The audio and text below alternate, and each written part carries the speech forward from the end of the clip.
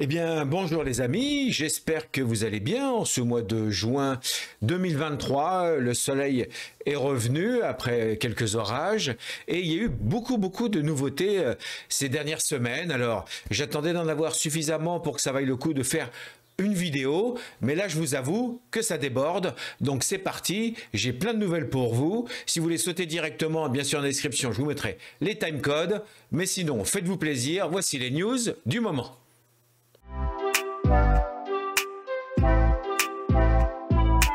Donc commençons un peu par les news YouTube. Il y en a une qui est passée déjà depuis un petit moment, une qui est en train de se mettre en place et une qui arrive. Celle qui est passée depuis un petit moment déjà et qui est en place déjà depuis quelques temps, c'est la possibilité maintenant de gérer des podcasts dans YouTube. Alors qu'est-ce que ça veut dire? C'est vrai qu'on a d'un seul coup ici cet onglet podcast qui apparaît. Vous voyez, on a les vidéos, diffusion, les posts, les playlists et les podcasts, même les posts maintenant qui apparaissent aussi directement dans le YouTube Studio. Ça, c'est pratique. Avant, on le voyait que dans l'onglet communauté de notre chaîne YouTube. Maintenant, on peut visualiser nos posts pour avoir nos statistiques, etc. Mais surtout, ils ont rajouté un onglet podcast. Alors, c'est quoi la subtilité? La subtilité, c'est qu'ils nous permettent de créer en fait des playlists de podcasts, donc des playlists de vidéos qu'on va mettre dans nos playlists et qui seront considérées comme des podcasts. Alors, ça pourrait paraître presque superflu, voire inutile, puisqu'on pouvait déjà mettre de toute façon des vidéos qui ont que du son, donc des podcasts. Ça existe depuis longtemps qu'il y a des podcasts qui sont mis sur YouTube. Sauf que malgré tout, YouTube va être sympa et va le prendre en compte pour le référencer sur les plateformes de podcasts. Alors, je ne suis pas un spécialiste du podcast, certains d'entre vous s'y connaissent peut-être mieux que moi, mais ça ouvre la porte à une autre façon de gérer les podcasts. C'est pas forcément toujours simple, il faut pouvoir les héberger sur certaines plateformes, c'est plus ou moins payant en fonction des structures, etc. Mais l'important, c'est vrai que d'un podcast, c'est qu'il puisse être trouvé par les outils de podcasting. Eh bien, apparemment, donc ça reste à vérifier, il faudrait que je puisse commencer peut-être d'ici peu à mettre quelques podcasts pour voir comment ça fonctionne vraiment. Vous pouvez mettre des podcasts maintenant dans YouTube et ils seront référencés, donc ils sont trouvables vraiment en tant que podcasts sur les plateformes. Alors, l'idée c'est tout simple, hein, c'est qu'ici, vous voyez, si je fais créer un podcast ou définissez une playlist existante comme podcast. En fait, si je fais un nouveau podcast, soit je dis de créer un podcast ou soit je récupère une playlist qui existe déjà et que je veux transformer comme playlist podcast.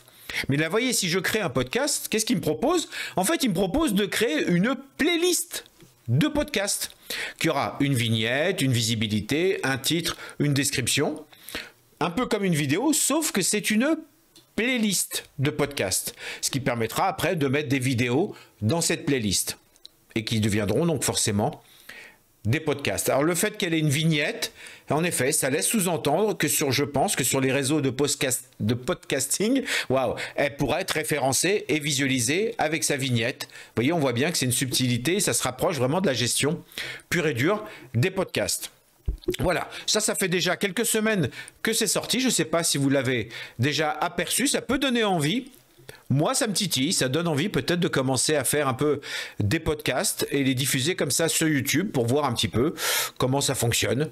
Pourquoi pas? Et d'ailleurs, on voit maintenant ici que dans l'outil créer en haut à droite, vous voyez que maintenant, on peut faire sur nos vidéos, passer au direct, ça on l'avait déjà, créer un post directement, ça aussi c'est une nouveauté. Une nouvelle playlist, pourquoi pas, on peut créer directement une nouvelle playlist, mais aussi un nouveau podcast qui, comme à l'instant, m'amène sur le même écran et me permet de définir une playlist ou de créer une playlist. Après, ça sera de toute façon la vidéo qu'on mettra dans la playlist podcast qui deviendra un podcast. Ouh, ça fait beaucoup de podcasts. Voilà, ça c'était la première info qui est déjà passée sur YouTube. La deuxième info, qui est tombée aussi il y a quelques semaines et qui est en train de se mettre en place tout doucement. Donc ne vous inquiétez pas si ce n'est pas encore valable en France. C'est sorti il y a quelques semaines, c'est diffusé bien sûr aux États-Unis, dans les grands pays, etc., qui sont proches de YouTube, mais ça, de toute façon, ça sera diffusé dans les semaines à venir, ça se répercutera aussi dans les autres pays. C'est quoi? C'est les nouveaux critères d'affiliation pour pouvoir être monétisé. Moi, je vous rappelle que ça fait pas longtemps que je suis monétisé, ça fait quelques mois maintenant, et j'étais très fier d'avoir atteint les objectifs, qui en fait ont baissé un petit peu d'un cran pour faciliter l'accès à l'affiliation et à la monétisation des chaînes YouTube. Dire que maintenant, il faut juste 500 abonnés, avant il en fallait 1000, donc c'est quand même 2 fois moins. Il faut juste 3000 heures de visionnage de vidéos dans l'année écoulée. Avant, c'était 4000 quand même. Et petite cerise sur le gâteau, bien sûr, il vérifie que vous ayez publié 3 vidéos dans les 90 derniers jours. Voilà, histoire d'avoir une chaîne un peu active quand même. Enfin, juste dans les 90 derniers jours. Voilà, mais en tout cas, ces 3 critères-là sont un petit peu plus faciles à atteindre. Je pense qu'il m'aurait fallu peut-être quelques mois de moins pour les atteindre. En effet, les 500 abonnés et les 3000 heures de vues. L'intérêt, bien sûr, c'est mis à part le fait que vous pourrez commencer à être monétisé par rapport aux publicités qui sont jouées avant ou pendant vos vidéos, mais vous pourrez rajouter aussi tous les outils vous savez, de super chat, de super fan, d'abonnement, etc. Toutes ces petites choses un petit peu payantes d'abonnement qu'il peut y avoir entre vos viewers, vos spectateurs et vous. Voilà, ça vous ouvre la porte à ce système un petit peu de fidélisation de vos spectateurs de façon un peu plus rapide. Donc, pourquoi pas? Bonne chance à vous. Peut-être que si vous êtes proche de ces critères-là, vous serez content de voir que c'est bientôt bon pour vous. Vous pouvez aller voir dans l'application sur votre mobile, quand vous allez sur l'onglet Revenus. Vous verrez normalement justement à cet endroit-là où est-ce que vous en êtes dans vos critères d'affiliation, d'accord? Donc vous verrez peut-être le nombre d'abonnés, ça sera marqué peut-être 450 sur 500, le nombre d'heures, il y aura marqué 2000 sur 3000, ça permettra de suivre la progression et de voir à quel moment vous pourrez demander à être affilié officiellement quand vous aurez atteint les objectifs. Donc voilà, ça c'est une nouvelle plutôt sympa qui peut peut-être donner envie, un peu booster un peu les chaînes YouTube qui démarrent. Troisième chose pour YouTube, en effet, vous voyez, l'actualité est chargée pour YouTube ces dernières semaines et surtout pour les semaines à venir. Ça, mes amis, c'est super important, c'est une super, attention, c'est une grosse super nouveauté de gestion dans YouTube. On va pouvoir faire de l'A/B testing pour les vignettes. Même si on met, vous voyez, j'ai même mis 2 T à testing, tellement que c'est important pour bien voir qu'il y a 2 vignettes. Regardez, c'est-à-dire qu'on va pouvoir, demain ou après-demain, une fois de plus, attention, c'est dans les tuyaux. Donc là, on est au mois de juin 2023. A priori, on croise les doigts. A priori, peut-être que cet été, ça va s'activer. Au moins d'ici la rentrée, j'espère bien, puisqu'ils viennent de l'annoncer, que ça va être actif. On va pouvoir mettre 2 vignettes pour nos vidéos.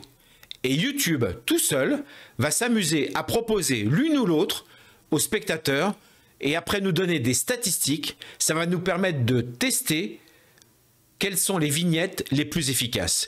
Ça, généralement, c'est une fonctionnalité qui existe avec d'autres outils comme TubeBuddy, des outils qui permettent de gérer les mots-clés et tout un tas de choses, etc. sur les vidéos YouTube.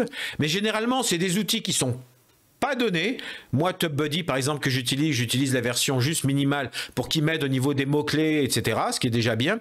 Mais dès qu'on commence un peu à grimper dans les fonctionnalités, dont la fonctionnalité de tester plusieurs vignettes, là, on peut monter à 30, 40, 50, 60, voire plus euros par mois d'abonnement. Donc là, a priori, ça sera gratuit. J'ai vu nulle part que ça devait être payant. Mais ça va être une tuerie. Ça va, hélas, couper l'herbe sous le pied à d'autres logiciels qui faisaient ça.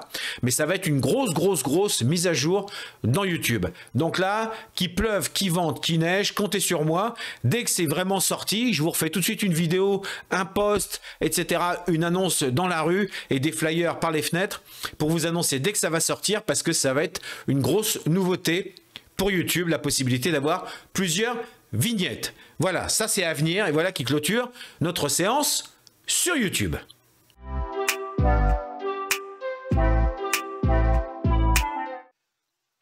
Alors voilà quelques petites nouveautés, désolé d'être insultant vis-à-vis de Notion. Voilà quelques nouveautés dans Notion qui sont sorties ces dernières semaines.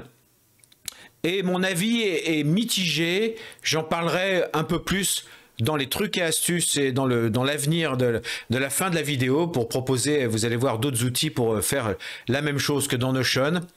Mais bon, en tout cas, Notion modifie sans arrêt ces derniers temps, de plus en plus. Les dernières vidéos d'ailleurs que j'ai fait étaient à chaque fois sur ce sujet-là, dans la gestion de ses projets.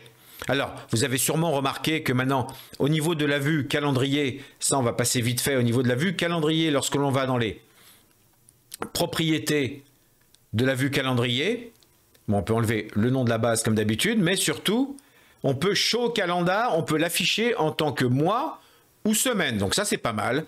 On peut afficher un calendrier en mode semaine. Ça donne une visibilité. C'est intéressant. C'est quelque chose qui manquait. Ça, c'est bien. Un bon point pour Notion. C'est pas le problème. On a vu qu'ils ont changé plein de choses, etc. dans la gestion de leur projet. Cette fameuse hiérarchie de tâches, de sous-tâches. On avait le numéro unique la dernière fois, le champ, la propriété statut, etc. Ils n'arrêtent pas. Mais on est d'accord, chers amis, qu'en ce moment, il y a un engouement certain pour tout ce qui est AI. AI. D'ailleurs, on va se mettre en full page ici pour voir la page. Donc c'est vrai qu'ils nous mettent de l'intelligence artificielle un peu partout. J'ai fait une vidéo déjà sur ChatGPT pour des choses très techniques, pour de l'assistance technique, de la refonte de données, du reformatage ou de la rédaction de choses très techniques. L'autre fois j'avais besoin de rédiger un contrat de prestation de service. Et j'avoue que j'ai eu une base avec ChatGPT qui était tout à fait correcte. Il y avait tout à fait les éléments qu'il me fallait pour avoir une base à retravailler derrière. Donc voilà. Moi, mon petit bémol au niveau de tout ce qui est intelligence artificielle, c'est déjà le terme intelligence et la capacité de créativité. Voilà. Mais nonobstant, voilà, tous ces bémols, il y a pas mal de possibilités avec l'intelligence artificielle en ce moment. Ça sort dans tous les outils. J'en parlerai tout à l'heure dans DaVinci Resolve. Mais voilà, dans Notion, il le rajoute un petit peu partout. Donc voilà ce qu'ils nous ont rajouté dernièrement. Une propriété AI. En fait, c'est une propriété texte dans laquelle on peut rajouter des fonctionnalités d'AI. Vous savez, un petit peu comme les boutons, on a vu ça quand j'ai parlé justement de l'AI dans Notion, comme les boutons sur lesquels on peut mettre un prompt, une requête pour l'AI, et cliquer dessus pour qu'elle s'exécute à un moment donné. Eh bien, ils ont rajouté la même chose dans une propriété. Donc, si je crée une nouvelle propriété texte, ici, qu'est-ce que j'ai comme nouveauté ici? Vous voyez, AI autofill. Est-ce qu'elle peut se remplir automatiquement avec l'AI? Alors là, elle est off. Et là, je peux choisir les différentes options. Soit elle peut automatiquement faire un résumé, pardon. Soit elle peut sortir des mots-clés, ou soit c'est carrément moi qui vais choisir le texte que je veux mettre à l'intérieur. Et après, comme critère, on peut l'éditer automatiquement, la mettre à jour automatiquement lorsqu'on met à jour la page. Donc, pourquoi pas? On peut demander ici de mettre quelque chose de développé par rapport au titre, ou de résumer par rapport à ce qu'il y a dans la page, ou de rajouter des choses dans la page. Donc l'idée, c'est que voilà, ça peut mettre à jour directement ce champ texte, avec soit un résumé de la page elle-même, des mots-clés, ou quelque chose d'un peu plus spécifique qu'on va lui demander. Moi, la seule bricole qui me gêne, désolé Notion, je vais vous proposer d'autres solutions après quand même, qui sont beaucoup plus puissantes et à mon avis moins chères, parce que la seule chose, moi, qui me dérange, c'est l'abonnement, toujours, Notion, pour avoir l'intelligence artificielle. Si là, je veux faire update, lui demander de mettre à jour, qu'est-ce qu'il va me dire? Il me dit, ah, bah, il me dit, bah non, tu peux plus, mon garçon, tu n'es pas abonné, il faut payer. Et c'est 10 € par mois, alors 10 $, pardon. Bon, d'accord, vous allez me dire encore, c'est que 10 $. Bien sûr, c'est comme tous les abonnements pour les séries sur la fibre, etc. Les Netflix, les Prime et les Disney, etc. C'est les Spotify ou autres, c'est les abonnements Amazon. Oui, voilà, ils sont tous, grosso modo, avec ce business plan-là, nous faire payer 10 € par mois. Mais quand même 10 € par mois. Alors en effet, si vous en avez l'utilité, si vraiment vous faites beaucoup de contenu dans Notion et vous avez besoin de beaucoup d'aide de l'IA qui va vous résumer beaucoup de textes, vous aider à produire du contenu, etc. Je pense, voilà, pour le rentabiliser, il faut vraiment en avoir un usage intensif quand même. Parce que 10 € par mois, ça va assez vite. Moi, je suis désolé, par exemple, mais j'utilise beaucoup Notion, j'utilise jamais l'IA dans Notion. Et pourtant, j'avais à un moment la possibilité de l'utiliser gratuitement pendant quelques semaines. J'avais fait une vidéo aussi où j'en ai parlé. Mais malgré tout, je ne l'utilisais pas dans Notion parce que je trouvais ça un peu cher et j'en avais vraiment pas l'usage. Et pourtant, vous voyez, je fais de la gestion avec Notion, je fais de la création de contenu avec Notion, je fais de la comptabilité avec Notion. Mais je n'ai pas eu le besoin, l'usage de l'intelligence artificielle dans Notion. Donc voilà. Mis à part ce petit bémol, c'est vous qui voyez. Moi, je trouve que 10 € par mois pour avoir un résumé de mon document ou les mots-clés de mon titre ou de mon document, pour moi, c'est un peu cher. C'est pas forcément utile, mais peut-être que ça l'est pour vous. En tout cas, voilà. C'est comme encore une grosse mise à jour dans la gestion de Notion, de pouvoir avoir quand même ces champs qui se mettent à jour automatiquement. Ah oui, dernier petit bémol, c'est que vous avez remarqué que ça se met à jour à chaque fois pour toutes les pages que je mets à jour. Alors, j'imagine qu'on peut le déclencher de façon manuelle pour pas que ça se fasse. Parce que vous voyez, on pouvait cocher mise à jour automatique ou pas. Le fait que ce soit mise à jour automatiquement pour toutes les pages, ou que ce soit à moi de cliquer de façon manuelle si je veux le mettre à jour régulièrement.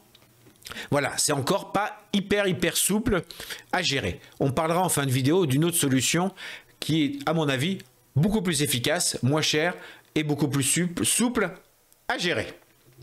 Donc voilà, ça c'était les petites news du moment de Notion. C'est vrai que l'intelligence artificielle et la gestion de projet, ce sont les grosses mises à jour ces dernières semaines de Notion. On va voir comment ça évolue, mais il y a de bonnes idées quand même dans le tas.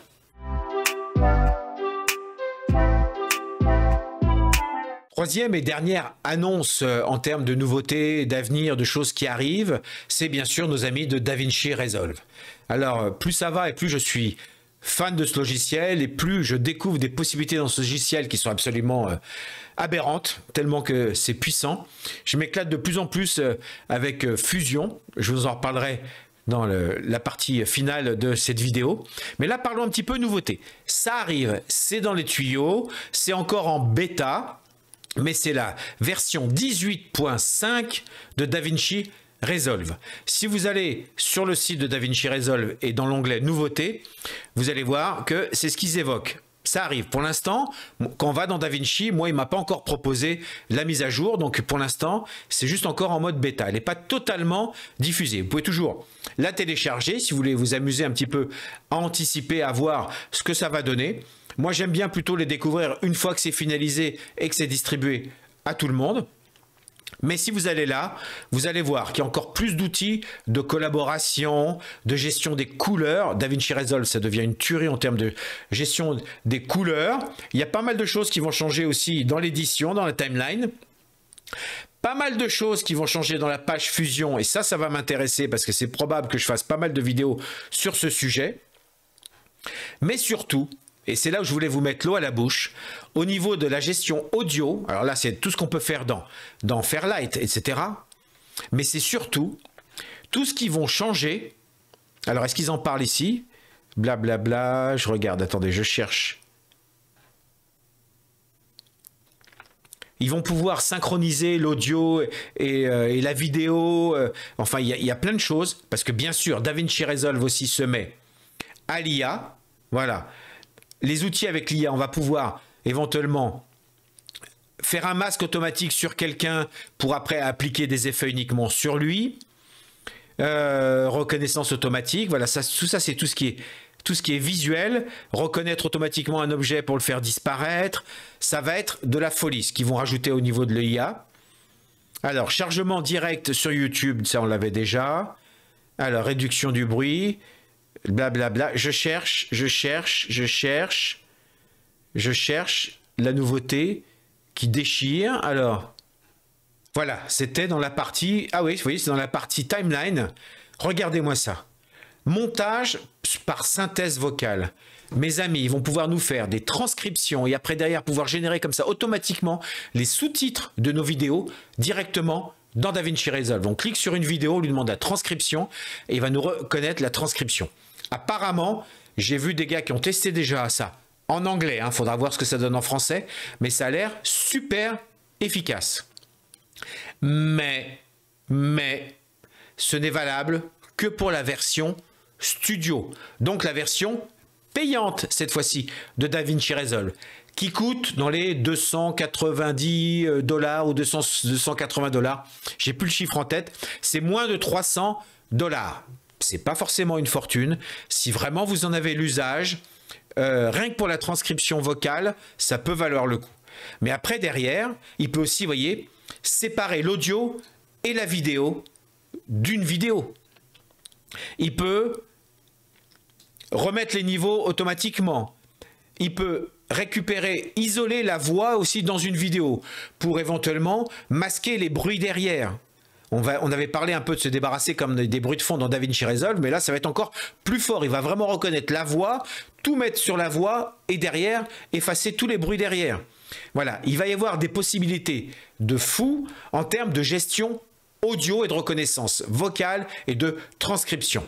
Mais hélas, mes amis, ça sera uniquement pour la version payante. Je vous avoue que rien que cette fonctionnalité m'a donné envie d'acheter DaVinci Resolve. Mais c'est un peu luxe parce que j'en ai pas vraiment l'usage à outrance. J'essaierai de trouver des vidéos de gars, il y a 2, 3, 4 gars quand même sur YouTube qui font des vidéos en anglais qui sont super sur DaVinci Resolve. Je suis sûr que les gars nous feront des vidéos et je vous donnerai leur avis pour vous dire si ça vaut vraiment le coup ou pas. Mais en tout cas, ça va être une grosse mise à jour. La 18.5 de DaVinci Resolve, c'est dans les tuyaux, ça arrive les prochains jours et on va pouvoir s'éclater tous ensemble encore plus avec DaVinci Resolve.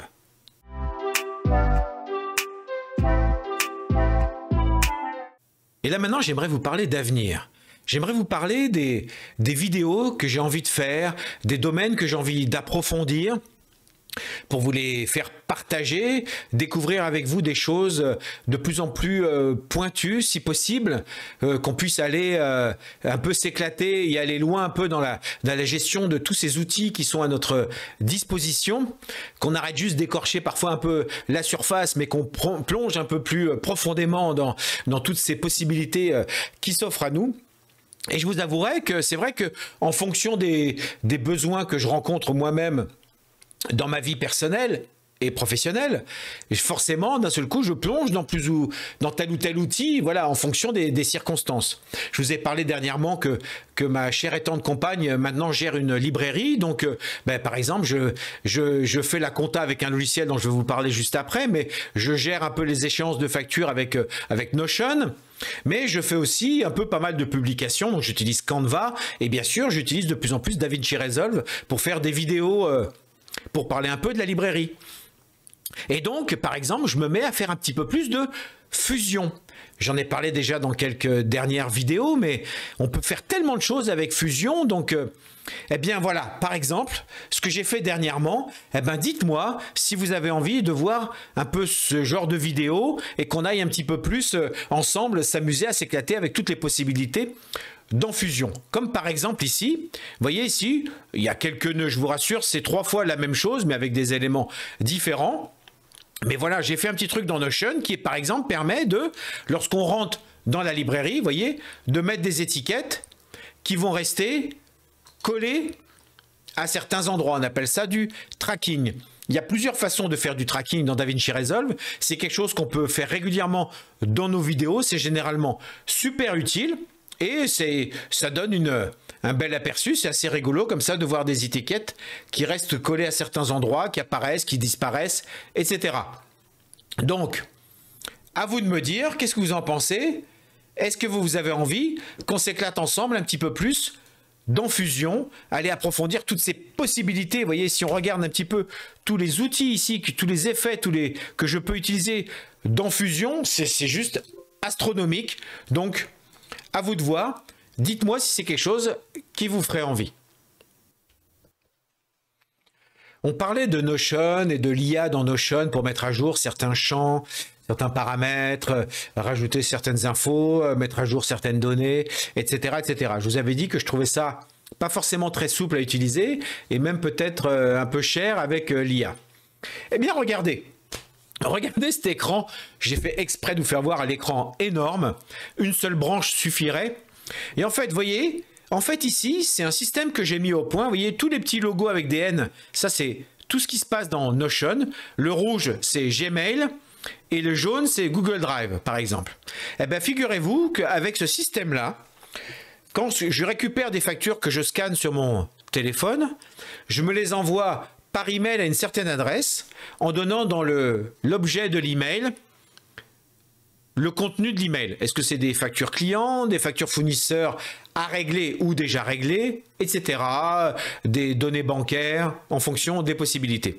Et en fait, ce que j'ai demandé à cet outil qui s'appelle Make, qui avant s'appelait Intergromat et qui s'est renommé, qui s'appelle Make, make.com, c'est en fait un outil, il y en a deux, hein. Il y a Make et il y a Zapier, pour ceux qui connaissent.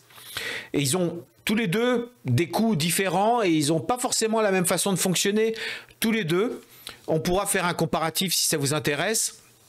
Mais là, en deux mots, puisqu'on parle du sujet, il y a certaines choses, par exemple, qu'on ne peut pas faire avec Make, ce qui paraît bizarre, c'est qu'on ne peut pas se connecter sur une chaîne YouTube avec Make. Alors que, en tout cas, on ne peut pas se connecter facilement. Alors qu'avec Zapier, c'est intégré. Donc, on pourrait très bien, à chaque fois qu'il y a une nouvelle vidéo qui est publiée sur notre chaîne YouTube, grâce à Zapier, c'est quelque chose que je fais moi, c'est que je récupère la nouvelle vidéo et je vais l'enregistrer dans une base Notion, ce qui me permet d'avoir toujours mes dernières vidéos publiées automatiquement enregistrées quelque part. Mais ça pourrait permettre aussi de récupérer les commentaires que les gens laissent sur nos vidéos. Voilà, ça on peut le faire avec Zapier, pas avec Make. Mais après, derrière, avec Make, on pourrait faire tout un tas d'autres traitements qui sont aussi, à mon avis, plus faciles à gérer, plus puissants qu'avec Zapier. Donc, on peut tout à fait jongler avec les deux. C'est un peu ce que je fais. Et puis, voilà, visuellement, ils ne se présentent pas tous les deux de la même façon. Voilà, je ne vais pas trop m'approfondir. La vidéo actuelle est déjà assez longue comme ça, mais c'est un sujet, voilà, pareil, si vous avez envie qu'on creuse ce sujet, une fois de plus, faites-le moi savoir en commentaire. Je le ferai de toute façon, mais en fonction de vos commentaires, je partirai peut-être plus en priorité dans telle ou telle direction. Mais voilà ici, par exemple, quelque chose qui est assez complexe. Pourquoi? Puisque dès le départ, vous voyez, si on clique ici, on va zoomer un petit peu. Dès le départ, qu'est-ce qui se passe? C'est que ici, je lis mes nouveaux emails arrivés. Et ici, je fais un routeur, donc je répartis, en tout cas, en fonction de plusieurs critères différents. Est-ce que c'est une facture client? Est-ce que c'est une facture fournisseur? Est-ce que c'est un document de la banque? Est-ce que c'est des relevés de LCR, etc. Et si, par exemple, vous voyez, ici, c'est les factures fournisseurs. Dans ce cas,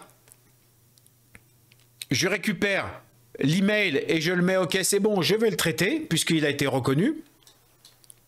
Et en fonction de toutes les pièces jointes, j'enregistre toutes les pièces jointes dans Google Drive, toutes mes factures dans Google Drive, je les inscris dans Notion les unes après les autres, et si jamais c'est une facture réglée ou à régler, je mets à jour certains paramètres différemment dans Notion. Comme ça, ici, si c'est des factures à régler, forcément dans le statut, elles seront à régler, et sinon ici, elles seront déjà réglées. Vous voyez, par exemple, et ainsi de suite, je peux gérer tous les cas de figure. Ça a l'air assez complexe comme ça, mais il y a un côté visuel assez facile à dérouler une fois qu'on a compris le principe.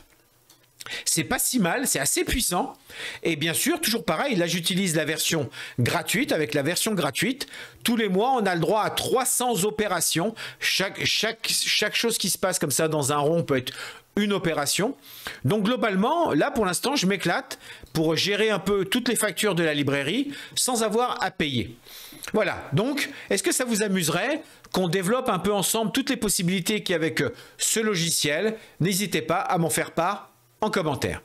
Dernière chose que je voulais aborder avec vous pour l'avenir par rapport à ce que j'ai envie de développer, par rapport à ces outils que j'utilise depuis quelques temps maintenant et que je ne peux pas m'empêcher de me dire mais c'est pas possible, ça peut vous être utile aussi à vous. C'est un site internet qui s'appelle Odoo, O-D-O-O, odoo.com.